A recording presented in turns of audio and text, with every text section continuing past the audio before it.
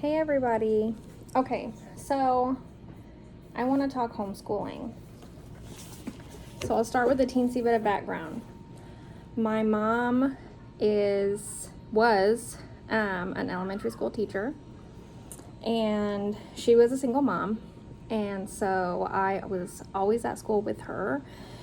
So everybody used to ask me, "Are you gonna be a teacher like your mom when you grow up?" And it was a big, quick, fast, hard no. No, I will not be a teacher like my mom was.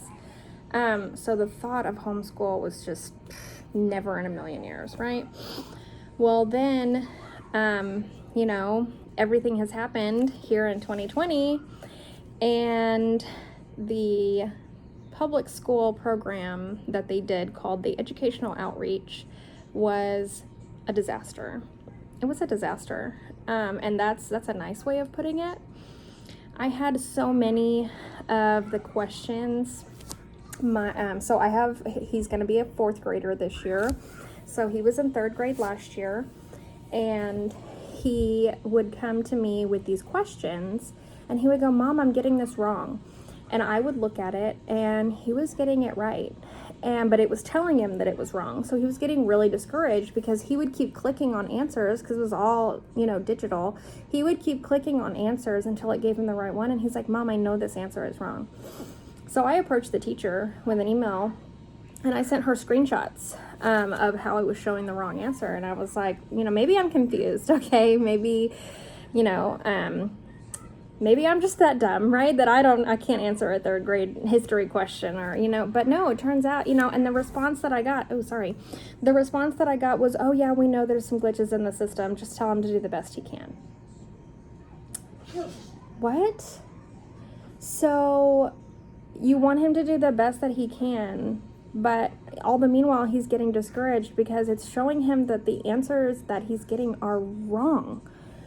Now, I'm not faulting the teachers.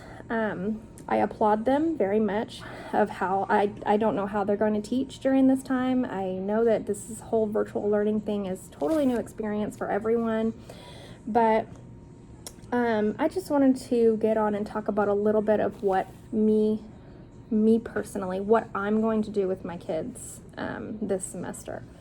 So as soon as Michael's school district announced that they were going to be completely virtual for at least the first few weeks of school, I immediately emailed the school and said, I'm withdrawing him from public school because I work full time and there's no way I can meet the deadlines and do everything necessary that they need me to do while I'm also working. They want these kids to be working 6-7 hours a day on curriculum, and I don't have it. I just don't have the extra time to give, and I want to make sure that Michael has the best education that I can possibly give him. So I started doing some research. My initial plan was, okay, my mom has a degree, master's degree, and, she's certified to teach K through 8th grade. So, I'll buy whatever curriculum she wants and shove him off to her, and that would be how we do it. But the more I researched, the more I asked around. So I did a ton of research. I did a lot of reading. I watched some YouTube, and I asked around to some friends who I knew homeschooled their kids. And what I found out was it's not as overwhelming as I originally thought it was going to be. It's not 8 hours a day. It's not 4 hours a day. Sometimes it doesn't even have to be an hour a day. And there are absolutely no deadlines, and there are absolutely no limits to what you can do from home. And I was absolutely blown away at the excitement that not only my child has, but that I have. I struggled in school. I really struggled in school. I hated to read because I was pushed away from it at a very young age. I wasn't allowed to check out books that were above a certain level. I was pushed away from reading at a very early age, and it stuck with me until adulthood that I really picked up a book and wanted to read again. And, that stayed with me through college because I started at U of H, and it was, here, you have to read 8 chapters by the end of the week. What? You mean you're not going to say what's going to be on the test, like in the lecture? I have to find it in a book. So I don't want that for Michael. And I feel like the public school program right now, with it being virtual, is just a recipe for a disaster. Now, I am not here to mom shame. If you are doing the educational or the online classes, the virtual public school, you're still a great mom. And if you're gonna homeschool, that's fantastic. You're still a great mom. If you're gonna send your kids back to public school, the ones that are open, you're still a fantastic mom. We all have to do what we feel is right for our children, and that's really what parenting is. But I wanted to share with you guys what I am personally doing. So, the first person that I reached out to is a military mom. Her husband is in the military. He's a career military, and I know her oldest did public school for a while, but then started to struggle. So because they moved a lot, right? And so she was the first person I asked, because I knew that she had 2 kids that were, pretty, I'm not going to say far in age. I think they're 4 years apart. But so I asked her what she did. And then I went to another person who used to be the preacher's wife when I was a child. She has 6 boys, and now they are all grown except for one. She has grandbabies, and she homeschooled all 6 of those boys. And so she was definitely one that I reached out to. And she was the one that recommended to me Simply Charlotte Mason. Now, she has an awesome blog that I read that she wrote maybe a couple of years ago. And the name of the blog is something like If I Had to Do It All Over Again or something. Because, her oldest is a year older than me. I'm 33. And so, the curriculum was very different 20 years ago. So, in this blog, she talks about if she could have done it all over again, she would do it with Simply Charlotte Mason. So that really stuck with me. Her blog really inspired me. And so that's what I did. I went with a complete Charlotte Mason curriculum. I ordered what I'm going to need for the first kind of 6 or 8 weeks. And I ordered all the lesson plans. And then the only thing that I did not do Charlotte Mason was math, because Simply Charlotte Mason does not have a math curriculum yet for Michael. They do have math curriculum for pre-K through, I think it's 1st grade. I'd have to look at it again. But Michael was way, way, way far past that math. And we did they have a little test you can take for which book you should buy or something, and he just absolutely flew through it. So I was like, okay, I'm gonna have to find something for math. So I'm gonna unbox. I literally just now got my box in the mail. Just now. I just ripped it open. So I just wanted to unbox my Simply Charlotte Mason with you guys. And then I will show you what I did for math and for typing and for Spanish. So, without further ado, let me move some of this paper around. Okay, wow, they are all kind of bound up together here. So, I actually ordered 19 books from the Simply Charlotte Mason, and it is a privilege to provide quality resources that will help you spread a feast of living books and great ideas for your children. Thanks for inviting our resources into your home. We hope they serve you well. It's an amazing company. So Charlotte Mason, I've done a tiny bit of research on her. She lived in the late 1800s and was kind of flabbergasted at the way schooling was. And back then, you homeschooled a lot. So she came up with this method of living books.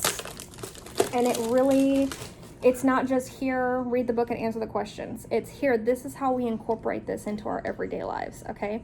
So let's take, for example, math, okay, geometry.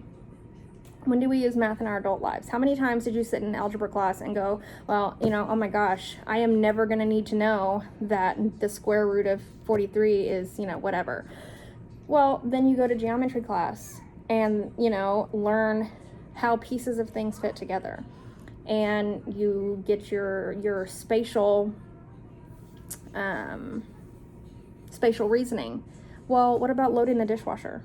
That's definitely spatial reasoning.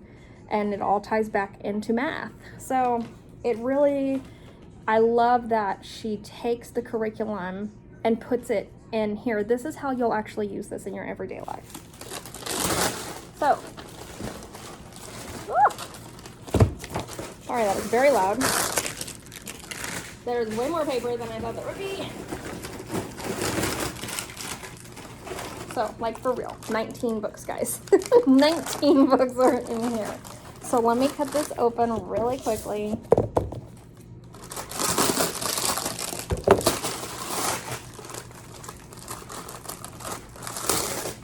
I'll try to pull them out in order, but no promises.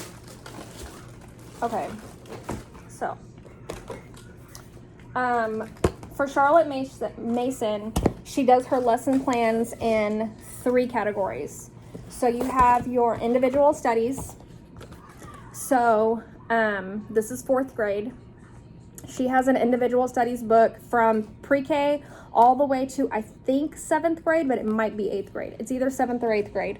And you get a daily lesson plan you get 136 lessons. And each lesson is just super simple. It's 20 or 30 minutes a day. These are going to be your core subjects. So math, science, reading, language arts, spelling. Now, what I was confused about in the very beginning when I first started researching this, these are just lesson plans. These are not lessons.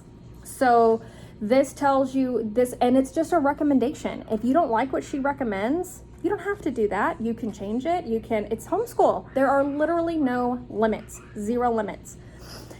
So, the first lesson here, I'll just show you the first, well, I'm not going to show you, but I'll read it to you. Maybe. So the first lesson is 30 minutes of math, and it says your math course of choice, because she wants you to know, and the website is very upfront about, this is the math that we offer. If you have an older child and this doesn't work for you, this is what we recommend. So in lesson 1, you do math, you do 10 minutes of spelling, and then 10 minutes of language arts.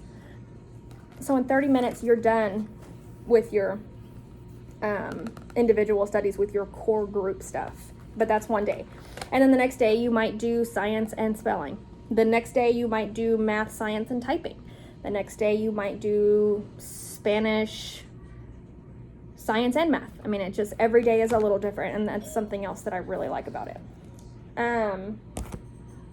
So then her next one is the enrichment studies. So this is volume 1. Now, something else I really like about Charlotte Mason is, if you see down here, this says grades 1 through 12. So I can use this not only for my older child, but for my younger child if I decide to do this with him as well. And Charlotte Mason is she wants you to be able to teach all of your kids at once. So you don't have to spend you don't spend 2 hours with one, 2 hours with another, 2 hours with another. It's really a group thing, and then you kind of break off into your individual sessions if you need to. So for example, you'll get, let's say we do a history lesson, okay? And we're going to do let's just say Moses, okay? So she gives you give a broad story about Moses. And then she gives you, okay, here's a book for 1st grade through 3rd grade. Here's a book for 4th grade through 6th grade. And here's a book for junior high. Here's a book for high school. So now, yeah, that would be extra books that you have to buy. But then you take 15 minutes and they go, okay, here, y'all go read for 15 minutes. And then all those books are going to have the same story, but just at different levels. So then after the 15 minutes, you can bring your family back together and really have a discussion about what the story was about, but at each child's level. So I love that about that too. So the enrichment studies, again, is 136 lessons. Nope, I lied to you. It's 180 lessons. And again, it gives you a book list of here. Because again, these are lesson plans. These are just lesson plans. Like a teacher writes out her plans once a week. So this is plans for a year. But these are not the lessons. So this one is, we're going to do Bible verse study. And then she has a book called Laying Down the Rails for Children, which I also have in here somewhere, and I'll show you that in a minute. And then we'll do picture study. I'll also show you that in a minute. And then she does reading, like fun reading.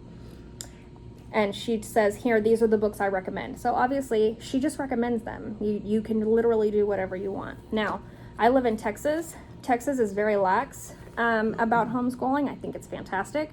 I don't have to check in with anybody. I don't have to send grades to anybody. Texas considers homeschool as a private school. So I don't have to administer to any like state tests or anything like that. So, the ultimate test will be, let's say we do this all the way through high school. Well, then the test will be, okay, can he pass the SAT? I mean, that'll be the ultimate test, is whatever prerequisite they require him to get into college. So, okay, now they have different history books, okay, that you can do. And she starts with Genesis and early Egypt and goes all the way up to modern day. I decided to start with Middle Ages. In my local church, we are currently studying Genesis and the early Bible times and early Egypt. So I didn't want to like double up on him. So I thought I'd do something a little different. Again, this is lesson plans for history. Now, anybody who knows me knows that I can't stand history. It was my worst subject in all of school. I always hated it. It was because for me, it was just memorizing a bunch of old people doing a bunch of stuff that will never happen again. But I am super excited about this because she really ties in the Bible into her history study. And I think that is really important. And that is definitely something that you're not going to get in public school. And because, they've completely shut God out of public school. So I'm very excited to see some of the things that she puts in her history lessons. So there, I turned to the wrong one. So this is kind of what you're going to get, okay? So it shows you here on term 1, here as a family, you're going to read this book together, grades 1 through 3, 4 through 6, 7 through 9, and 10 through 12. These are the books you're going to need for those certain levels. Now, while Michael is a good reader, he struggles with retention. So since he just finished 3rd grade and is going into 4th, I went ahead and did the lower book because Michael gets very frustrated very easily and he gives up if he thinks something is too hard. I'm working on it. So I did not want him to be overwhelmed. And again, the glory of homeschooling is that I can pick and choose, right? What I think is good for my child. So I chose the grades 1 through 3 history book that we're going to be actually reading from. And then if I see that it is just too freakishly easy, I will tuck that one away for my youngest when he, gets to 1st grade. And I'll go ahead and order the 4th grade. But I think it's great how versatile you can be with this. Okay, so lesson 1 is the long fall of Rome. So it gives you here, this is, says, read together A Castle with Many Rooms, which again is a book that I have here somewhere. And then take 15 minutes, like I said, and read the individual books. Now, I only have one child right now. So for us, it's going to be the Viking Adventure. So that's kind of the history. And then she has other things from the enrichment books that also tie into history. So you're really getting a lot more curriculum than you feel like you are because she ties so many things together and there are so many things that tie together. Okay, So, oh look, the Vikings. So this is the Viking book that I was just talking about that goes with this. And I guess I fudged up and actually got the 4th grade through 6th grade book. So we'll see how he does with that, because that sure is the 2nd level. Or they sent me the wrong one, I'll have to check. So this is The Castle with Many Rooms. And it's your standard chapter book. It's just your standard chapter book. And this is the one that you read together. It's the story of the Middle Ages. So we're gonna, read a chapter, and then I'll have him read a chapter of this, and then we'll talk about it, and maybe have him write a little summary of what happened or stuff like that. This is Laying Down the Rails for Children. So this is a book. Well, it's actually 2 books, because I went ahead and got part 1 and part 2 because it was cheaper that way. These are books that talk about the basic backbones of life. Like the first lesson, because you can print some free samples from these books, and I was reading the free sample of this one, and the first lesson talks about, it sounds very similar to Snow White and the Seven Dwarfs, but it's a story she wrote about a woman who's trying to make some extra money. So she goes to this house and she finds, some men living there, and she's like, here, I'll clean your house for you, but pay me whatever. Well, so she stays there a few days and cleans their house. She gets distracted out in the woods. One day she finds, I can't remember what it was, but she gets distracted.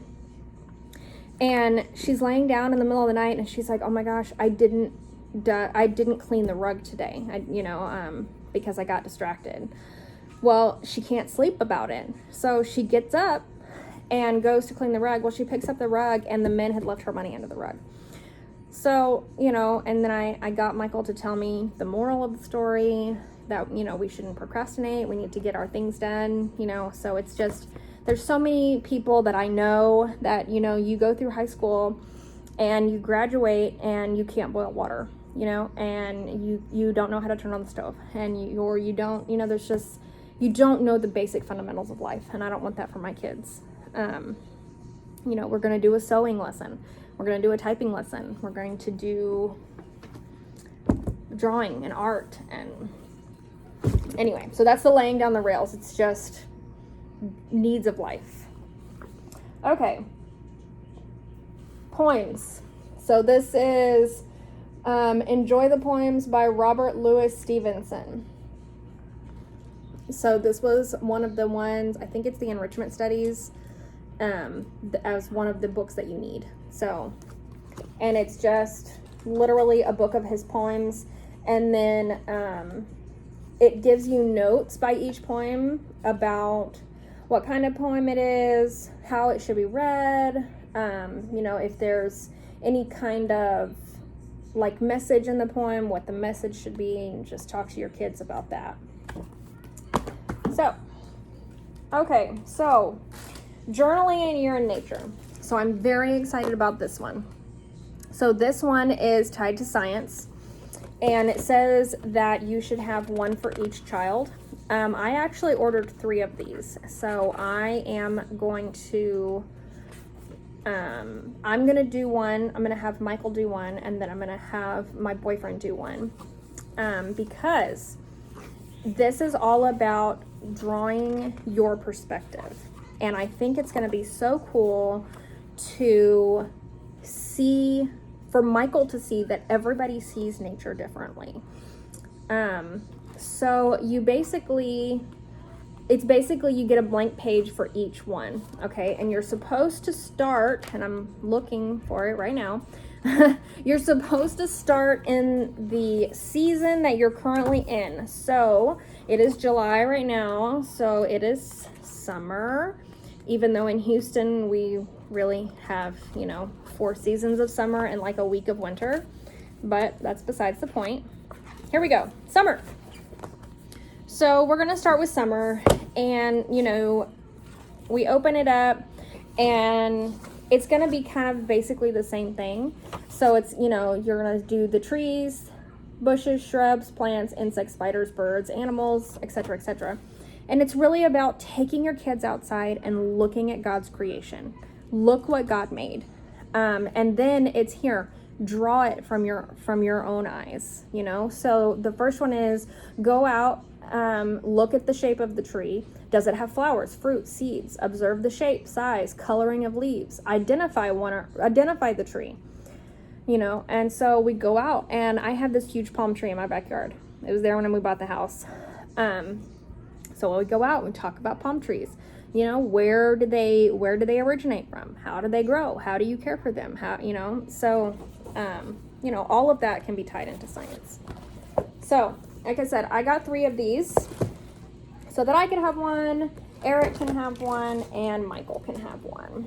So, and that way, like I said, he can really see science from 3 different perspectives and see, first of all, everybody sees God's creation differently. Everybody sees things differently. And second of all, you know, I am a terrible artist. Eric is a fantastic artist. Michael is, you know, 9. So he is what he is.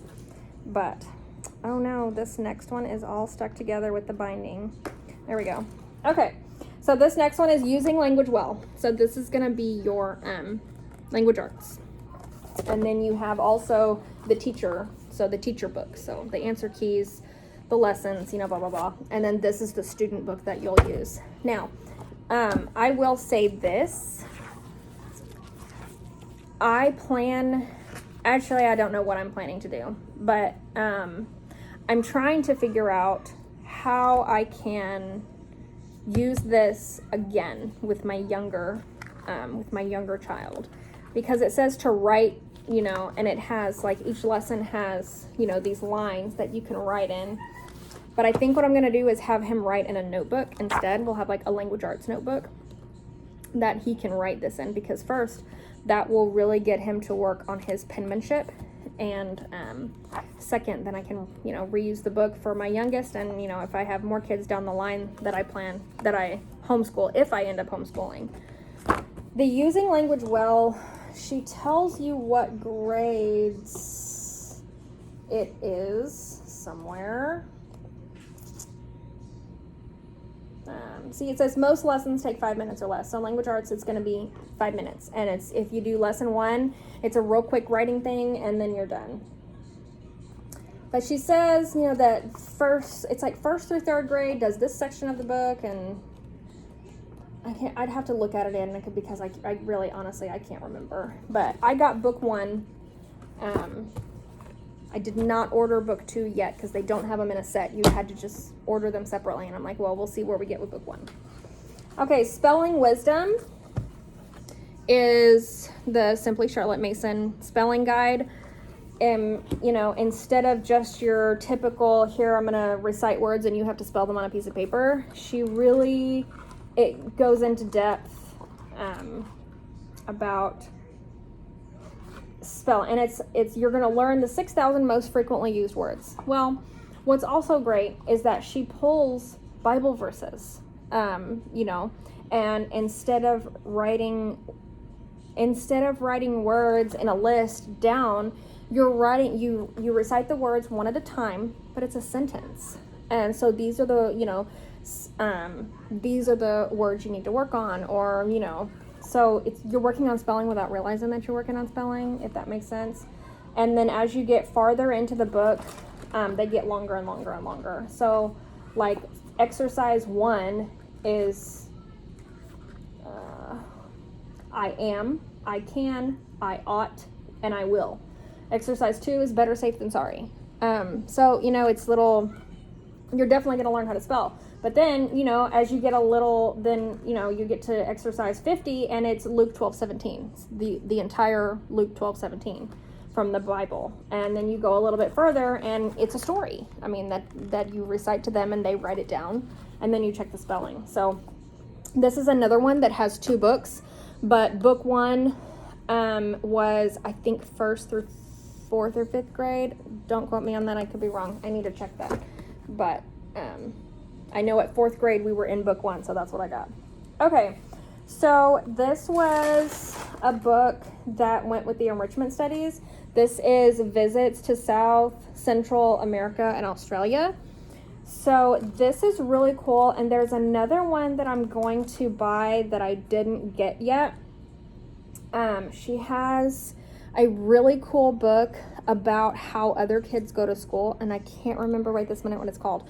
But it's beautifully colored, glossy pictures. I mean, it's absolutely gorgeous, and you can see it's history, and this is geography is what it's going to be. So you have these maps that you have to color, and then you learn, where the other countries are and stuff like that. But the other one that I was talking about is here, these are how other kids go to school, or these are how they go to the grocery store, like simple things that different countries do so totally different than we do, but he'll get to learn those other cultures. So, but this one is South and Central America and Australia. That's going to be geography. So then we do, this one goes, okay, so this is what I chose for science. Simply Charlotte Mason has a ton of science choices. So what I did was I brought my 9-year-old over to my computer, and I was like, here, tell me what looks interesting to you, because there is no rhyme, no reason, no rhythm, no nothing. It's just, here, choose one. So of course he is a boy, and he picked bugs. So we will be studying bugs. So this is a chapter book, and the chapter book goes with this study book. So these go together. See, it even has a picture of this on the cover of the book. That's cool. And then, so, we'll read, and then this one has pictures. So it's, and then he has to write little paragraphs and draw bugs, and, here, this is where these bugs live and stuff like that. Okay, give me just a second, okay? 1 second, I'll bring you a towel. Close the door. Give me 1 second. Sorry about that. Almost done. Okay, so this is my book of centuries. So this is going to be really cool. I'm really excited about this one. This is another history book that I'm super excited. Starts with BC, okay?